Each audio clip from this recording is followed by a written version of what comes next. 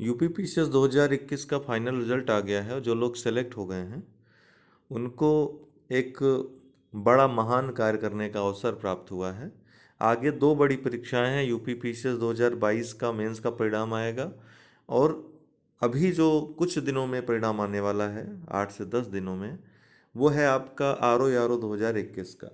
तो उसके पहले अगर आप लोग जो लोग सेलेक्ट हुए हैं वो एक पत्र लिख देते हैं आयोग को अपना अभ्यर्थन वापस लेने के संदर्भ में, जैसा कि मैंने टेलीग्राम ग्रुप पे शेयर भी किया है कि हमारे यहाँ से विवेक सिंह जी, उन्होंने लिख दिया है आयोग को। कल ही रात में उन्होंने लिख दिया कि नहीं सर, मैं तुरंत इसको करता हूँ।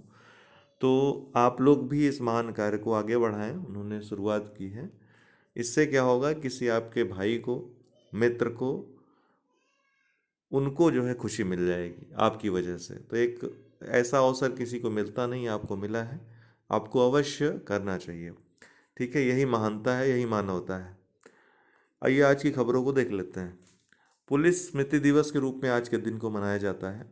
कारण है 21 अक्टूबर 1959 को भारत तिब्बत सीमा पर चीनी सेना के द्वारा सीआरपीएफ के जवानों को गोली मार दी गई थी, जिसके वजह से सीआरपीएफ के 10 जवान शहीद हो गए थे। तो पहली बार ऐसा हुआ था कि बॉर्डर पे सेना शहीद न होकर के सीआरपीएफ अर्थात पुलिस के जवान शहीद हुए थे। इसी की याद में पुलिस स्मृति दिवस के रूप में 21 अक्टूबर को मनाया जाता है। ठीक है।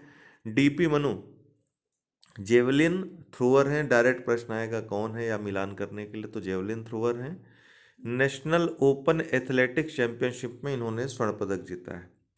इंडिया गेट, देखिए इंडिया गेट तो जो है गेट वो तो है ही, अभी बासमती चावल का ब्रांड नाम है इसका, ये भी याद रखिएगा। इंडिया गेट ये बासमती चावल का एक ब्रांड है। विश्व का नंबर 1 ब्रांड इसको घोषित किया गया है। ठीक है। HTT-40 ये क्या है, तो HAL का स्वदेशी ट्रेनर विमान है। इसका प्रधानमंत्री के द्वारा अनावरण किया गया है। क्या नाम है, HTT-40, रट लीजिएगा। मल्लिकार्जुन खड़गे ये कांग्रेस के नए अध्यक्ष बने हैं। शशि थरूर को इन्होंने हराया है चुनाव में और कांग्रेस के नए अध्यक्ष बने हैं। गुजरात की बात करें तो नेशनल मैरीटाइम हेरिटेज कॉम्प्लेक्स वहाँ पे बन रहा है। आपको पता है लोथल, जो कि गोदी बाड़ा था सिंधु घाटी सभ्यता का, बंदरगाह था, बंदरगाह शहर था, भोगवा नदी के किनारे स्थित है गुजरात में। तो यहाँ पर नेशनल मैरीटाइम हेरिटेज कॉम्प्लेक्स बनाया जा रहा है। प्रधानमंत्री ने इसकी समीक्षा अभी हाल ही में की है। गुजरात की बात करें तो गुजरात में ही प्रधानमंत्री के द्वारा मिशन स्कूल फॉर एक्सीलेंस का शुभारंभ किया गया है। पूछेगा मिशन स्कूल फॉर एक्सीलेंस की शुरुआत कहाँ हुई, गुजरात में हुई, प्रधानमंत्री के द्वारा हुई। बहुत ही महत्वाकांक्षी योजना है स्कूलों का कायाकल्प पूरा बदलने के लिए। पुणे की बात करें तो ओमिक्रॉन जो कोरोना का एक वेरिएंट है, इसका सब वेरिएंट BQ1 का पहला मामला देखा गया। तो देश में BQ1 का पहला मामला कहाँ देखा गया, पुणे में। यूएसए ने भारत को अभी हाल ही में 307 पुरावशेष लौटाए। कितने, 307 पुरावशेष लौटाए।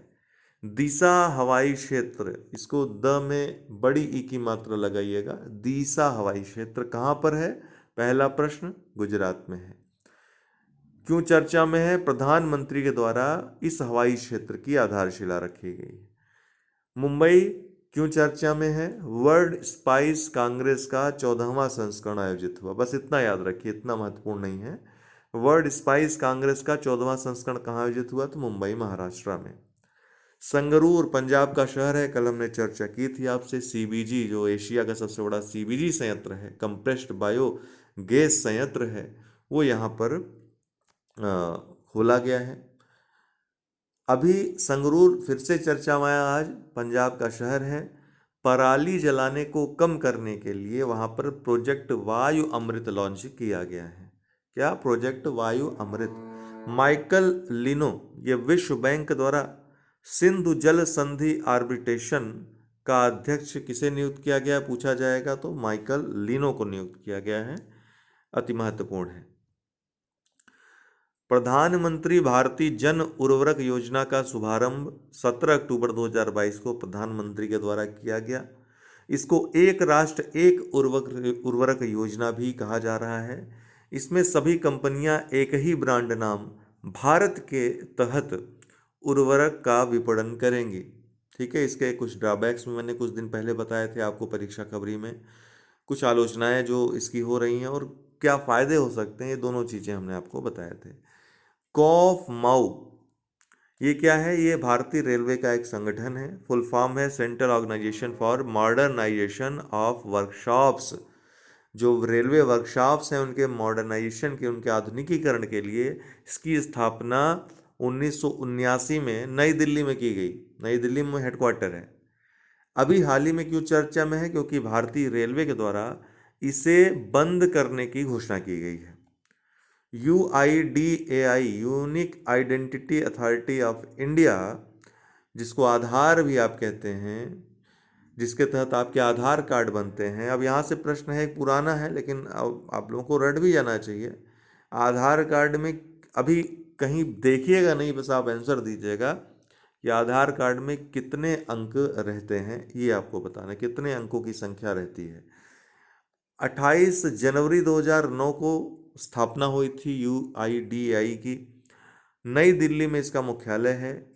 अभी हाल ही में क्यों चर्चा में है? क्योंकि प्रशासनिक सुधार व लोक शिकायत विभाग अर्थात DARPG द्वारा जारी शिकायत निवारण सूचकांक में ये शीर्ष स्थान पे दूसरी बार कायम है, तो इसलिए चर्चा में है। प्रशासनिक सुधार व लोक शिकायत विभाग ये केंद्रीय विभाग है। 1 अगस्त 1970 को इसकी स्थापना हुई थी। प्रधानमंत्री इसके मुखिया हैं वर्तमान में। ठीक है, तो आज के लिए इतना ही दोस्तों, बहुत बहुत धन्यवाद।